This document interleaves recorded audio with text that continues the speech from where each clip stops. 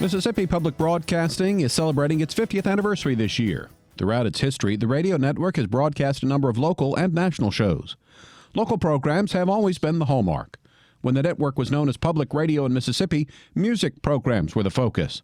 Grassroots was created by radio director Mike Morgan, who had done a similar show at a radio station in Missouri. I decided to make the first hour of the show, say, a bit more folky and folk alternative. So it wasn't just bluegrass, but it was some music that had some roots to maybe folk music, to maybe blues music, maybe to bluegrass, but it was something different, some different artists that some bluegrass people had maybe never heard of. And that I hope they appreciated it. But I did go ahead and make the second 2 hours of the show almost straight bluegrass. Mike Morgan says his request shows were the most popular, sometimes even getting requests from Angola Prison in Louisiana. When Mike Morgan left the network in 1992, Bill Ellison became the host, calling it his dream job. He credits Morgan for the show's popularity. For the first 10, 15, 20 years, I think, was the fact that it was the only game in town. It was hard to find bluegrass on the radio. The reason it was a success is because Mike Morgan, as you remember, came in and did a fabulous job with the show. He knew the music. He knew how to build the record library and the music library. He knew how to present it. He did a magnificent job. Why it continued to be popular, I think, is because that kind of music, roots music, whether it's blues or bluegrass or gospel or whatever, it's expanded its audience greatly over the years. There are legions of young acoustic music and bluegrass fans. PRM music director William Fulton created Mississippi Concert Hall, a program that featured classical music performances. He says the show showcased Mississippi's classical musicians across the state and beyond. And we had a very fine performance with the Meridian Symphony Orchestra of Beethoven's Ninth Symphony. My colleague from Atlanta happened to tune in after Beethoven's Ninth had started. Not having heard the introduction, he didn't know who the performance was by. And he was saying, which Beethoven's Ninth is this?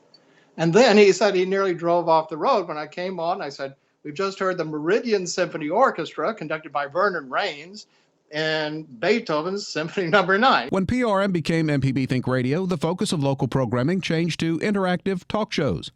Felder Rushing created The Gestalt Gardener, enlisting a co-host known as Dr. Dirt. You know, I'm the horticulturist, he's a garden guy, and we clicked. It was just fantastic. We traveled all over the place. Dirt was fun, mellifluous voice. He brought in recipes of stuff he cooked. He brought in a bouquet of flowers from his yard every week of the year, showing that we could talk about gardening to anybody, anywhere. What we were sharing was not about horticulture or gardening. It was about interacting with people, you know, sharing things. And the beautiful thing about MPB is you don't have to be anybody. You don't have to be in a club. You don't have to pay dues. You don't even have to get dressed, you know. And so we pretty quickly turned it into just an open screen door garden party. Felder Rushing says the show is more than just a garden question and answer show. It's amazing to me everywhere I go, so many different kinds of people who recognize either my voice or my pickup truck who say they listen and they're not even gardeners. This is about humans connection. It's about community. It's about sense of place. It's about so many things. And gardening is the topic. People enjoy sharing with each other. Another signature show of MPB Think Radio is Southern Remedy. Dr. Rick DeShazo, the original host of the show, says it was created in the aftermath of Hurricane Katrina. The show started as a first aid on the air with Katrina. The entire medical establishment on the coast was wiped out. We realized that there were a lot of people who just needed basic information about how to deal with cuts, what water was safe to drink, and so forth and so on. And it just sort of caught on from that. A lot of people started listening and talking about it. Even more important, a lot of people had questions that were unanswered. And so our role was to help people navigate the healthcare system. I sort of became the Felder Rushing of the medical side of our educational efforts at public broadcasting. 3 of the shows mentioned are still on the air. Grassroots airs Saturday evenings at 8, Southern Remedy airs weekday mornings at 11, and The Gestalt Gardener airs Friday mornings at 9 and Saturday mornings at 10.